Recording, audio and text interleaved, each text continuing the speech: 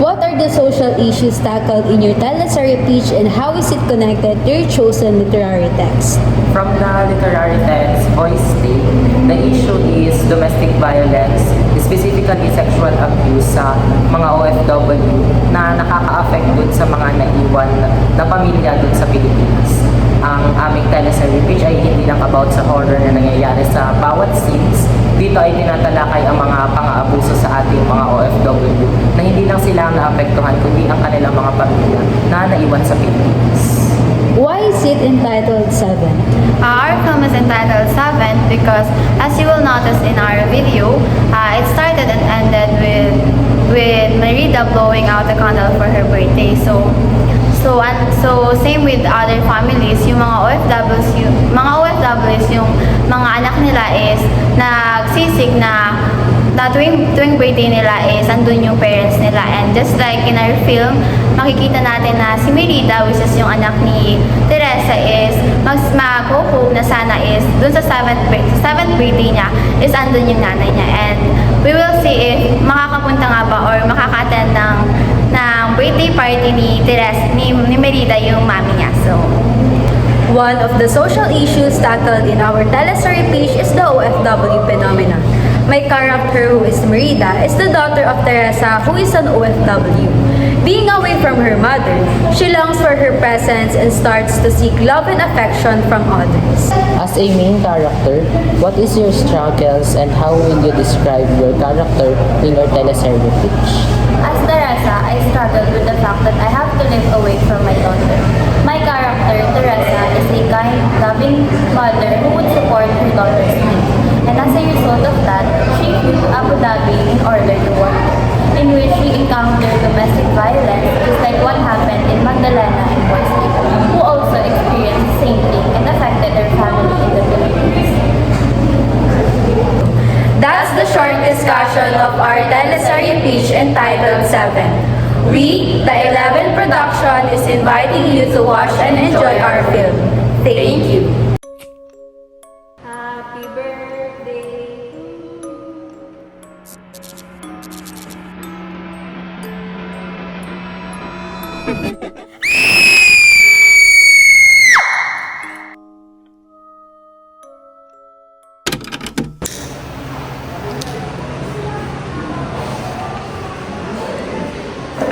Happy birthday to you. Happy birthday to you. Happy birthday, happy birthday. Happy birthday to you. Maligayang kaarawan, Merida. Thank you po, Nanay. Teresa! Teresa! Teresa!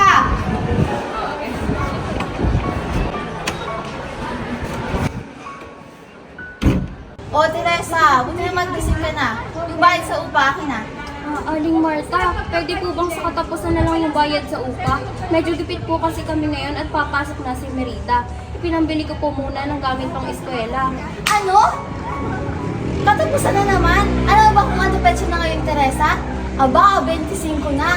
Ang pangako mo na isang araw, akin ka magbabayad ah. Baka nakakalimutan mong 4 na buwan na kayong hindi nagbabayad. Baka gusto niyong palayasin ko kayo dito. Ano po? Huwag naman po. Gagawan ka naman po ng paraan bago magkatapusan. Bigyan niyo lang po ako ng pagkakataon. Nay, ano po yun? Wala yun, anak. Ang mabuti pa, tapusin mo ang pagkain mo at aalis muna ako. May pupuntahan lamang akong saglit. Magkano ba ang inyong kumitahin? 150,000 po. Sige. Pautangin kita. Pero tandaan mo, tayo may usapan. Dahil pupunta kang ibang bansa, inaasahan ko na magbibigay ka sa akin ng 39,375 pesos kada 3 buwan. Kasama na doon ng interest.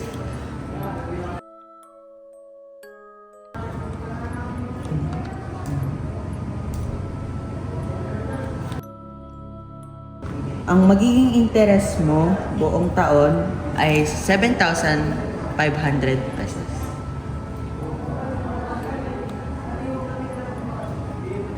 Ang usapan ay usapan ha. Sandali. At ihahanda ko lang ang kontrata. Makikipirma?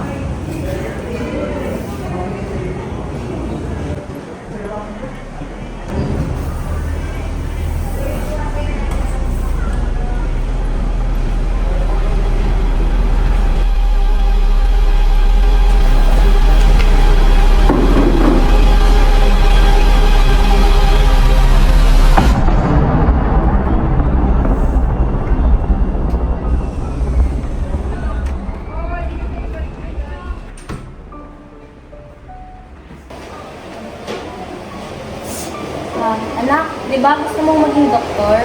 Opo, Nay. Gusto ko pong maggamot ng mga may sakit. Kasi ganito anak, alam mo naman na mahirap ang buhay natin, di ba? Kaya ipaplanuhan ni nanay na umalis ng Pilipinas para makapangutang bansa. Nay, iiwan niyo po ako? Sabi niyo po lagi po tayo magkasama. Paano na po ako? Huwag ka nang malungkot. Hayaan mo kapag nag-birthday ka, magse-celebrate tayo. Pero paano po ako? Mag-isa na lang po ba ako? Siyempre hindi. Kilala mo ba si Tito Dante mo? Sa kanila ka muna titira at sila ang mag-aalaga sa iyo habang wala ako. Magpapakabait ka dun ha? Huwag kang mag-alala. Palagi kitang tatawagan. I love you anak.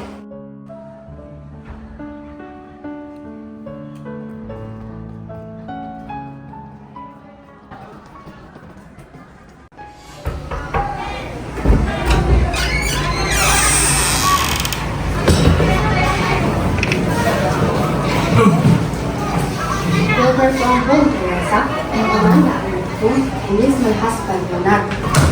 Our household runs on precision and punctuality. Any mistakes will be addressed promptly, and I won't expect any sloppiness. We are here to work, not to make friends or indulge in frivolous activities. Your duties will be extensive, and I expect dedication. Yes, ma'am and sir.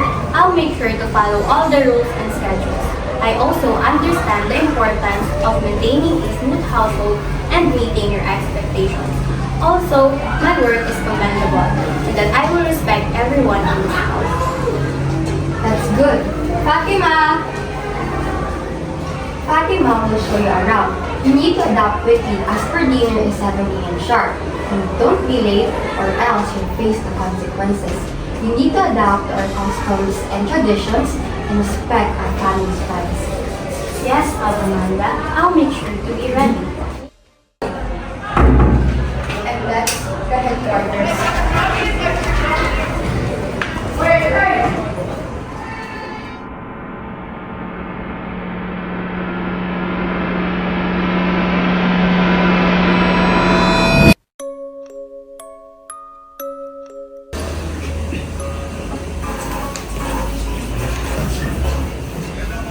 Teresa, pwede ba ba ng tuwalya? Oh, ito. Salamat. Teka lang, ano nangyari dyan sa braso mo? Wala yan. Na-aksidente lang sa may cabinet. Fatima, nakita ko na yan noon. Sabihin mo na sa akin kung anong totoong nangyari. Sige. Mr. Nato has some moments. Please, don't dare breath a word about it. Pero bakit mo hinahayaan ganunin ka lang niya? Teresa. Nay, nag-quiz po kami kanina. Perfect po ako, oh.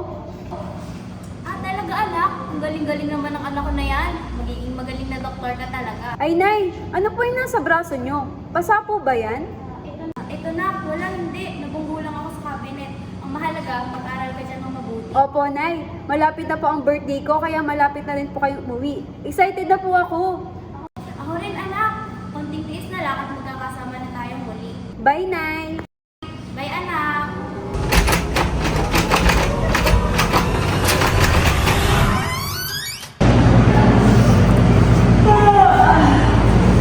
Naku, ba't ang dumi-dumi ng kusina?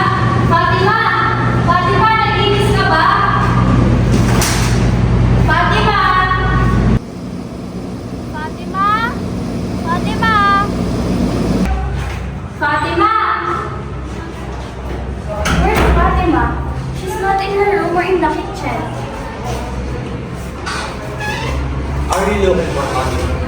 no longer employed here. She quit suddenly last month. I don't believe you, sir. She would never leave without saying goodbye. Perhaps she couldn't handle the workload. You're in charge now.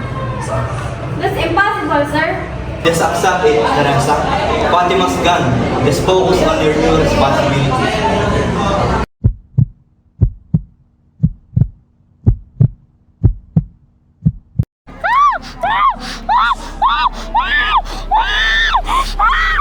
You'll do more than that. You will obey me.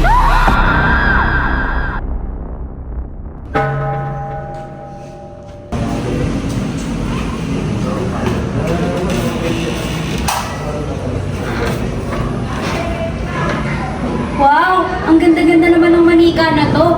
Panigurado, kapag nakita to ni Merida na anak ko, magugustuhan niya to. Pero bakit parang may mga dugo? Teka, damit to ni Fatima ah.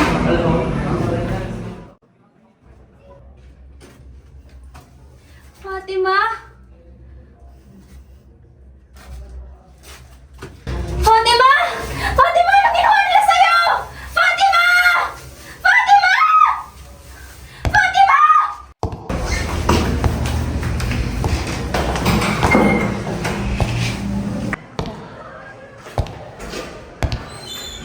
Teresa, I think I already found you.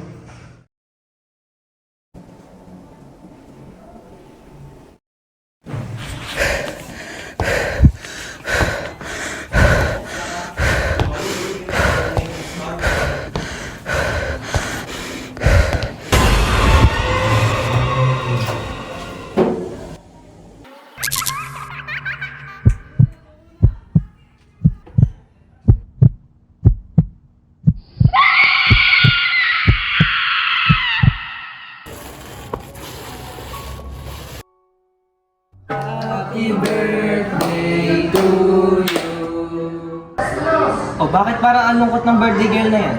Wala pa rin ako si nanay. Sabi niya po, uuwi po siya ngayong birthday ko. Merida, napanood niyo ba ang balita? Lumindol daw sa Abu Dhabi at libo-libong OFWs ang namatay. Naglabas na sila ng listahan ng mga namatay. At andun ang pangalan ni Teresa. Ha? Hindi! Hindi yun totoo! Buhay pang nanay ko! Sino ba yan? Hoy, Merida! Dumating na regalo sa'yo. Galing Abu Dhabi. May nadala ng ako ng bigay ko kanina. Ayoko po niyan. Gusto ko po si mama at hindi po manika. Isipin mo na lang yung pinag-ipunan niya ng ina mo para sa'yo. Hindi kita kailangan. Si nanay ang kailangan ko at hindi ikaw. Merida anak, si Nanay Teresa mo ito. Happy birthday anak ko. Pasensya na kung hindi ko na nakayanang umuwi dyan sa atin para i-celebrate ang birthday mo. Hindi ako nakauwi, hindi dahil hindi kita mahal, kundi dahil sa mga amo ko. Sinasaktan niya ako, minomolas siya at ginagahasa. Maging ang asawa niya ay walang sawang sinasaktan ako. Pasensya na anak ko.